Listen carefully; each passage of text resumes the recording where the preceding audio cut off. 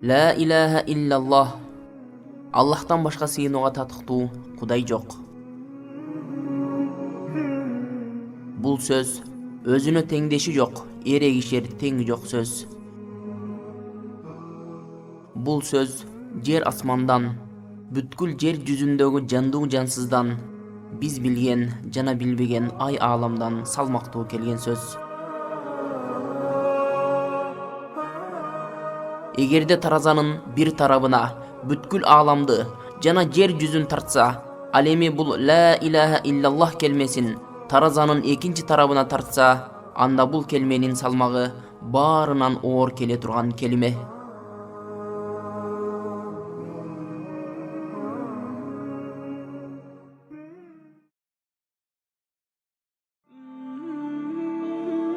Бул келиме үчүн жер жүзү жаралды. Бул келиме үчүн адамдарга пайгамбарлар жана элчилер жиберилди. Кимде-ким бул сөздүн маанисине ыйман келтирип, чын жүрөгүнөн айтса, түбөлүк дүйнөсү азаптан арылып, түбөлүк жыргалга бөлүнөт.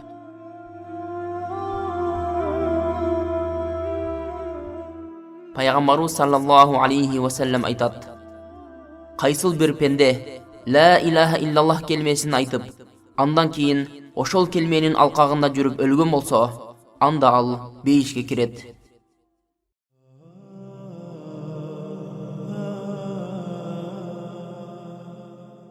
Бирок көпчүлүк адамдар бул келмени айтып коюу менен эле бейишке кирип кетебиз деп ойлошот.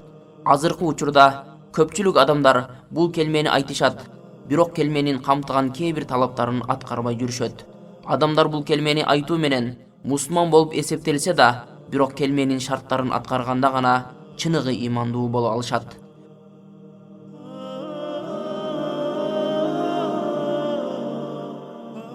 Бул туурасында белгилүү табиин Вахиб ибн Мунаббахтан адамдар: "О устаз, айтыңызчы, ла илаха иллаллах сөзү бейиштин ачкычы эмеспи?" деп сурашат.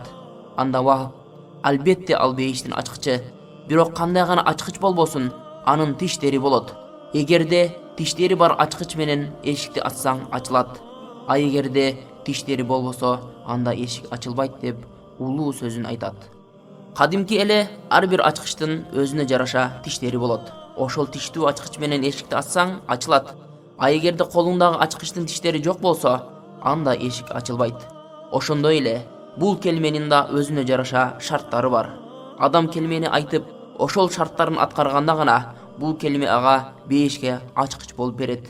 А эгерде адам ла илаха иллаллах келмесин айтып, бирок шарттарын аткарбай жүрө берсе, анда бейишке карай жолу тозокко карай кетиши да мүмкүн. Аалымдар бул келмеге Курандан жана хадистерден шарттарды коюшкан. Анда эмесеп туугандар, бул видеодо сиздерге ла илаха иллаллах келмесинин 7 шарттарын айтып өтөбүз.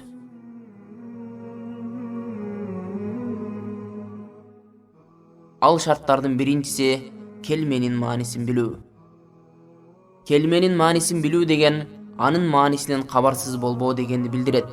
Келменин маанисин Аллах гана сыйынууга татыктуу деп билүү керек.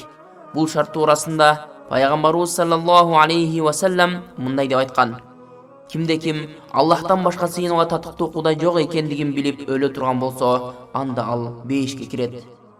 Экинчи шарты чын жүрөктөн ишенүү. Бул шарт келменин маанисинде камтылган нерсеге шектенбестен ишенүү дегенди билдирет. Келмедеги камтылган нерсе ал Аллах гана бул ааламды жараткан жана ал гана башкарат. Андыктан Аллах гана сыйынууга татыктуу деген маани жатат. Бул маанилерге шектенбестен ишенүү керек. Аллах таала айтат: чыныгы ыймандуулар, алар Аллахка жана анын элчисине ыйман келтирип, андан кийин шек санабагандар.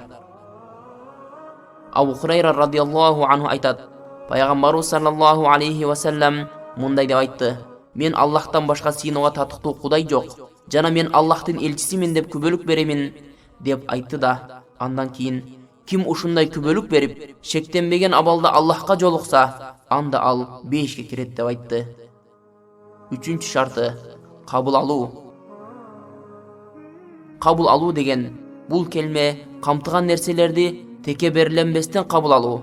Тагыраак айтканда, Аллах жана анын элчиси парыз кылган нерсени парыз деп билип, ага ыраазы болуп жүрөгүнөн кабыл алуу. Ал эми важип милдет кылган нерсени важип деп билип кабыл алуу. Ошондой эле арам деп айткан нерселерин арам деп билүү. Айтор пайгамбар алып келген динди жүрөктөн кабыл алуу. Бул туурасында пайгамбарыбыз саллаллаху алейхи ва саллям мындай деген бир мисалды келтирет. Мага берилген туура жол жана илим бир жерге нөшөр болуп жааган жамгыр сыяктуу. Ал жердин бир бөлүгү курт кумурскалардан таза, жакшы жер эле. Ал жер жааган жамгырды кабыл алып, көптөгөн өсүмдүктөрдү чыгарат. Ошондой эле жамгыр ал жердин башка бир бөлүгүнө да жааган эле. Бирок ал жер таштак жер болгондуктан сууну кармап турбайт жана өсүмдүктөрдү да чыгарбайт. Эми ушул жамгырды кабыл алган жер Аллахтын динин түшүнүп, башкаларга жеткирген жана өзү үйрөнүп, башкаларга үйрөткөн адамдар сыяктуу. Ал эми жамгырды кабыл албаган жер мага берилген туура жолго башын да көтөрбөй жана илимди кабыл албаган адамдар сыяктуу. Чындыгында пайгамбардын алып келген туура жолу жана илими бул нөшөрлөп жааган жамгыр сыяктуу. Ал эми пайгамбардын алып келген туура жолун жана илимин кабыл алгандар жана башкаларга жеткиргендер, алар таза топурактуу жер, жамгырдын суусун кабыл алып, башкаларга пайдалуу өсүмдүктөрдү чыгарган жер сыяктуу. Ошондой эле пайгамбардын алып келген туура жолун жана илимин кабыл албагандар, алар таштак жерге жамгыр жаап, ал жер жамгырдын суусун кабыл албай, башка жакка агып кеткен жана өсүмдүктөрдү чыгарбаган жер сыяктуу. 4-үнчү шарты баш ийүү. Пайгамбар алып келген динге толук баш ийүү. Парыз деп айткан буйруктарды парыз деп билип, аларды толук аткаруу. Важип деп айткан буйруктарды мага милдет деп толук аткаруу. Ошондой эле арам деп тыйган нерселерди арам деп билип алыс болуу. 5-инчи шарты чынчылдык. Чынчылдык деп бул келмени айтып, ошол айткан нерсесинде чынчыл болуу. Аллах гана сыйынууга татыктуу деп айткандан кийин ошол келменин талаптарын толук аткарып, бекем болуп жүрүү. Кандай гана шек жаралып, же акыбатка тартып азгырган сыноолор болуп жатса да, сыноолорго азгырылбай, келменин камтыган нерсесинде бекем болуу бул чынчылдык деп аталат. Бул туурасында Аллах Таала мындай деп айтат: Алиф лам мим. Адамдар ыйман келтирдик деп айтышкандан кийин сыноолорго дуушар болбой жүрөбүз деп ойлошобу? Чындыгында биз алардан алдыңкы коомдорду сынаганбыз. Чындыгында Аллах чыныгы ыйман келтиргендерди жана жалган ыйман келтиргендерди мына ушинтип билет. 6-нчы шарты ыхластуулук. Ыхластуулук бул шарияттагы кандай гана иш-аракеттерди аткарууда Аллахтын ыраазычылыгын жана Аллахтын сыйлыгын каалап аткаруу.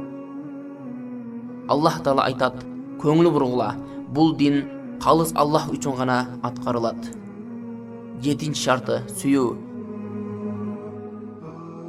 Аллахты жана анын элчисин, ошондой эле пайгамбар алып келген шариятты сүйүп аткаруу жана аны аткарган адамдарды да сүйүү. Ал эми Аллахка жана анын пайгамбарына капырлык келтирген адамдарды жек көрүү, ошондой эле капырчылыкты жана зулумдукту жек көрүү. Адам ла илаха иллаллах келмесинин ушул 7 шартын аткарганда гана бул келме бейиштин эшигин ачкан чыныгы ачкыч болуп берет. Мусулман бир тууган, мусулман болуп жаралганыңа шүгүр кылып, мындан арыда чыныгы ыймандуу болуу үчүн бул 7 шарттарды аткарууга аракет кыл.